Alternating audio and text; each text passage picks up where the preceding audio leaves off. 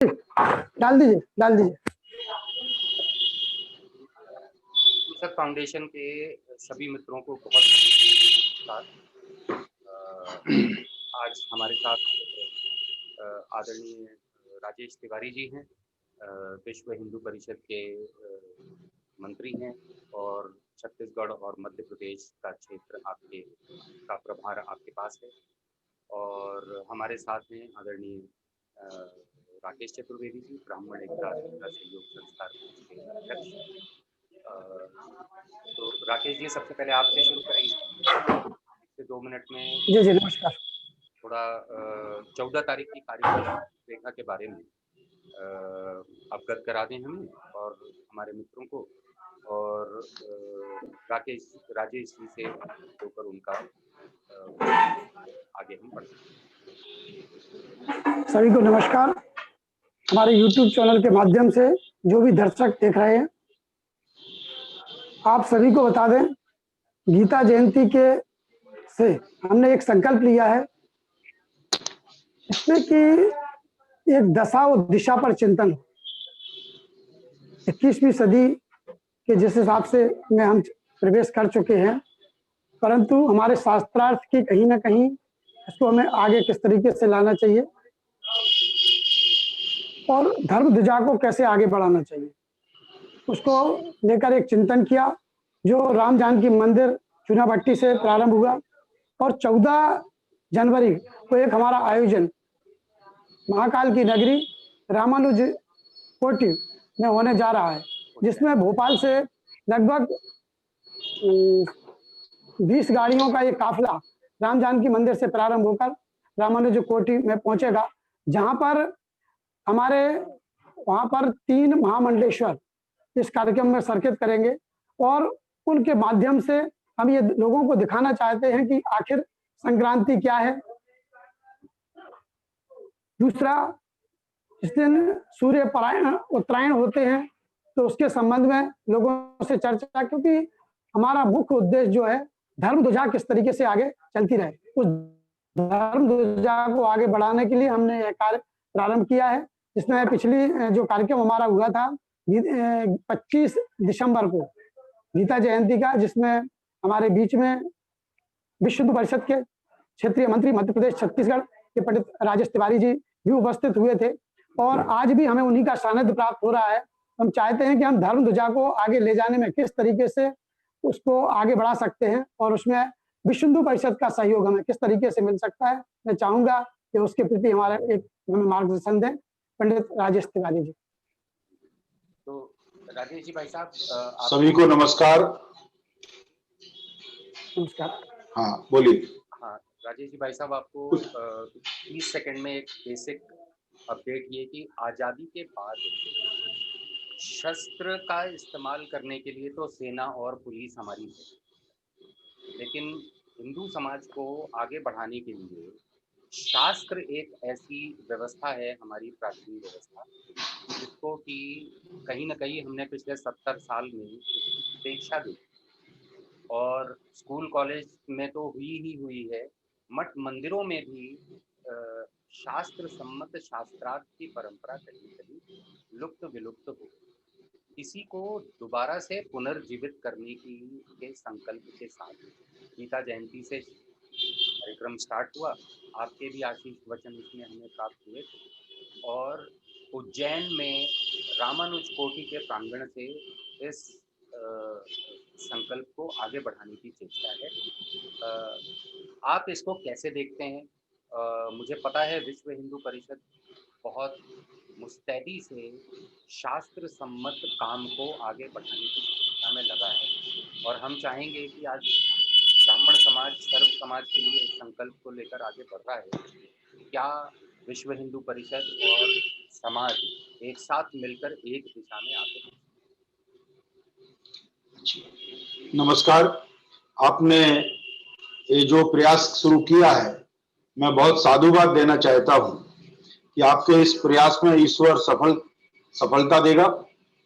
और ये जो बात आपने की है कि 21वीं सदी में और हमारे धर्म की ध्वजा कैसे आगे बढ़ेगी, तो निश्चित रूप से मैं ये कहना चाहता हूं कि धर्म ध्वजा के बाहर हमारे संत महात्मा और ब्राह्मण वर्ग रहा है, और ब्राह्मण वर्ग ने अमावस्या, पूर्णिमा, तीज त्योहारों को घर घर जाकर बता करके हमारी संस्कृति, सभ्यता, परंपराओं को जीवंत रखने का प्रयास किया है। हमारे ज्ञान मार्ग पर जो चलते हैं, भक्ति मार्ग पर चलते हैं और साधना के मार्ग पर चलते हैं, तपस्या के मार्ग पर चलते हैं, सभी ने संयुक्त रूप से मिलकर के हमारे धर्म और राष्ट्र को बचाने के लिए बलिदान भी किए हैं और आने वाली पीढ़ी को ज्ञान मार्ग पर सतत प्रयत्नशील करते रहने के लिए प्रयत्न भी किया है। हमारे देश में पहले गुरुकुल परंपरा थी, जो अब औपचारिक शिक्षा केंद्र में तब्दील हो गई है, और गुरुकुल हमारे मठ मंदिरों से समाप्त हो गए हैं। मठ मंदिरों के लिए वेद शास्त्र की शिक्षा देना, बच्चों को योग की शिक्षा देना, उनको यज्ञ की शिक्षा देना, गौशालाएं चलाना, व्यायामशालाएं चलाना, सभी प्रकार का शारीरिक, मानसिक, बौद्धिक और आध्यात्मिक शिक्षा के केंद्र हमारे मठ मंदिर होते थे। वह मठ मंदिरों में ये व्यवस्था प्राय लुप्त होती जा रही है। कुछ मठ मंदिर इसके लिए लगातार प्रयत्नशील अभी भी है, उनको मैं धन्यवाद देता हूं, साधुवाद देता हूं। लेकिन हमारी जो शस्त्र और शास्त्र की संयुक्त परंपरा थी, क्योंकि हमारे जितने भी ईश्वर हैं, आराध्य देवी देवता हैं, ऐसा कोई देवी देवता नहीं है जिसके हाथ में शस्त्र ना हो, और ऐसा कोई देवी देवता नहीं जिसके हाथ में शास्त्र ना हो। इसलिए शस्त्र और शास्त्र दोनों को धारण करके हम धर्म की रक्षा के काम कर सकते हैं और धर्म को धारण भी कर सकते हैं। धर्म हमारे धारण करने की चीज है, धर्म सिर्फ व्याख्यान की चीज नहीं है, आचरण की चीज है। और इसलिए धर्म के आचरण में आना यही सबसे बड़ी बात है, अनुभूति करना, अनुभव करना। क्योंकि ज्ञान तो बहुत गूगल गुरु के पास भी है, ज्ञान हमारे वेदों के पास भी है, ज्ञान हमारे ग्रंथालयों में भी है, लेकिन ज्ञान होने से ज्यादा महत्वपूर्ण है उसका आचरण करना, और उससे भी ज्यादा महत्वपूर्ण है उसकी अनुभूति करना, अनुभव करना। अगर हम ज्ञान की अनुभूति के साथ हम आचरण करते हैं तो ज्ञान सार्थक होता है। और मैं चाहता हूं इस परंपरा को आप मिलकर आगे बढ़ा रहे हैं, मैं बहुत धन्यवाद देता हूं, साधुवाद देता हूं कि हमारी प्राचीन संस्कृति श्रेष्ठ संस्कृति है। हम पूरी दुनिया के विश्व गुरु के स्थान पर बैठे, आध्यात्मिकता के कारण बैठे हैं। आप निश्चित उसमें सफल होंगे, मेरी बहुत शुभकामनाएं हैं। जी, तो आदरणीय, संकल्प की रूपरेखा इस प्रकार है कि जैसे संक्रांति एक ऐसा पर्व है जो हर महीने आता है। संक्रांति का अर्थ है सूर्य जब एक राशि से दूसरी राशि में परिवर्तन करता है, तो जिस दिन वो ये परिवर्तन करता है उस दिन हम संक्रांति करते हैं। तो 14 तारीख को मकर संक्रांति पूरे विश्व भर में मनाया जाता है, और इसी दिन से शुरुआत करते हुए हमारी चेष्टा ये रहेगी कि हर महीने की संक्रांति के दिन शास्त्रार्थ संगोष्ठी आयोजित की जाएगी। अमूमन राम जानकी मंदिर में की जाएगी अगर भोपाल में हो रही है तो, और नहीं तो अगर उज्जैन में हो रही है तो वो रामानुज कोटि में भी हो सकती है। तो इसमें हमें विश्व भर के उच्च कोटि के ऋषि और अध्ययन मार्ग पर चलने वाले महापुरुषों के सानिध्य की आवश्यकता पड़ेगी। आपने बिल्कुल सही कहा, ज्ञान जब तक हम अनुभव नहीं करेंगे वो सार्थक नहीं होगा, लेकिन अनुभव करने की प्रक्रिया जो है वो अध्ययन से ही शुरू होती है।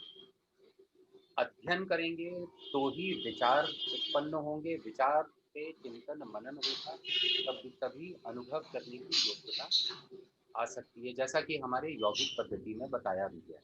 तो आपने बिल्कुल सही कहा, लेकिन आज समाज में क्योंकि अध्ययन की पद्धति बिल्कुल ही लुप्त हो गई, तो पहला चरण जो अध्ययन का है वहाँ से शास्त्रों के माध्यम से और गुरु जी के आशीष वचनों के माध्यम से अध्ययन में रुचि जगे, ताकि चिंतन मनन की प्रक्रिया आगे बढ़े, ताकि अनुभव करने की योग्यता समाज में बढ़ सके। ऐसी मंशा है, और हर संक्रांति को इसको आगे बढ़ाने का संकल्प लिया गया है।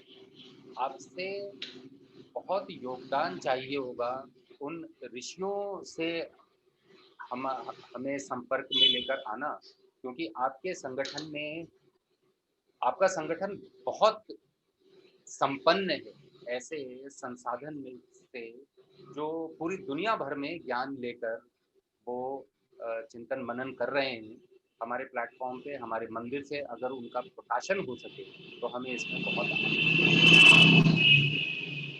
जी बिल्कुल, आपने सही कहा कि विश्व हिंदू परिषद इस संतों के मार्गदर्शन में काम करती है और विश्व हिंदू परिषद के पास एक अर्चक पुरोहित विभाग भी है, एक मठ मंदिर विभाग है, एक धर्माचार्य का विभाग है और एक हमारे मार्गदर्शक मंडल के रूप में संत आचार्य महामंडलेश्वर शंकराचार्य जी तक जुड़े हुए हैं और हमारे इसमें वेद पाठी भी हैं, संस्कृत विद्यालय भी चलाते हैं। तो जितना भी हो सकेगा हम आपके इस प्रयास में योगदान करेंगे, सहयोग करेंगे और जो भी आपको जरूरत लगती है ऐसे विद्वत जनों को हम आपके संपर्क में भी लाएंगे। हमारे साथ जो जुड़े हैं उनको भी आपके साथ जोड़ेंगे। निरंतर हम आपके साथ इसका साथ देंगे, आपका सहयोग करेंगे। बहुत बहुत धन्यवाद। जी राकेश जी, भाई साहब, मेरे पास इतने ही प्रश्न हैं। आप अगर कुछ पूछना चाहें या तो फिर आप क्लोजिंग स्टेटमेंट देकर इस समय। नहीं, क्या है, अभी हमारा जो उद्देश्य है, हमारे बीच में जिस तरीके से राजेश तिवारी जी को मैंने फोन किया और तुरंत हमारी वर्चुअल मीटिंग में उपस्थित हो गए, इसी तरीके की वर्चुअल मीटिंग है जो हमारे महामंडलेश्वर हैं और ज्ञानी लोग हैं उनकी मीटिंगें करके और हम आम जन के बीच में कैसे ले जा सकते हैं, उसके लिए हम निरंतर आपके संपर्क में रहेंगे और आपसे मार्गदर्शन लेके इसको आगे बढ़ाने की चेष्टा करेंगे। अभी 14 तारीख को जो महाकालेश्वर मंदिर उज्जैन रामानुज कोटि में जो कार्यक्रम होने जा रहा है, वहाँ पर हमारे सुरेंद्र चतुर्वेदी जी जो हैं उसको देख रहे हैं और वहाँ के जो महामंडलेश्वर आवाहन पीठ के आवाहन अखाड़े के जो महामंडलेश्वर हैं शेखर जी, उनका मार्गदर्शन में प्राप्त होगा। रामानुज पीठ के जगत गुरु शंकराचार्य जी, जगत गुरु जी जो हैं रंगनाथ जी चारे महाराज, उनका हमें मार्गदर्शन मिलेगा और तिरुपति मंदिर जो है और वहाँ की जो पीठ है उसके जो संस्थापक है उसके कांताचार्य जी महाराज, उनका भी हमें सबको मार्गदर्शन प्राप्त होगा। तो मेरा इस चैनल के माध्यम से सभी लोगों से एक ही आह्वान है, उस कार्यक्रम में सम्मिलित हों। जो व्यक्ति प्रत्यक्ष रूप से सम्मिलित हो सकते हैं वो वहाँ पे प्रत्यक्ष रूप से हों, बकाया हमारे चैनल के माध्यम से और सोशल मीडिया के माध्यम से उनका मार्गदर्शन लें और उनके जो वक्तव्य हैं उन वक्तव्यों को अनुसरण करके हम कम से कम समाज को आगे बढ़ाने का कार्य करें, मेरी यही अपेक्षा है। और राम जानकी मंदिर चूनाभट्टी जानकी नगर में जो स्थित है, इसके माध्यम से हम इस धर्म ध्वजा को आगे निरंतर ले जाने की चेष्टा कर रहे हैं। बहुत अच्छा, बहुत बहुत धन्यवाद। और आदरणीय राजेश जी, दोबारा हर महीने ही आपसे एक दिन कुछ थोड़ा समय हमें प्राप्त होता रहे ताकि आपके आशीष वचन हम रिकॉर्ड करते रहें और हमारे मित्रों में आगे। बहुत अच्छा है और इस पर जैसे आपने विषय दे करके चर्चा करेंगे तो और सुंदर अच्छा प्रयास होगा और निश्चित रूप से आपने अच्छी शुरुआत की है, मुझे अच्छा लग रहा है। धन्यवाद। बहुत बहुत।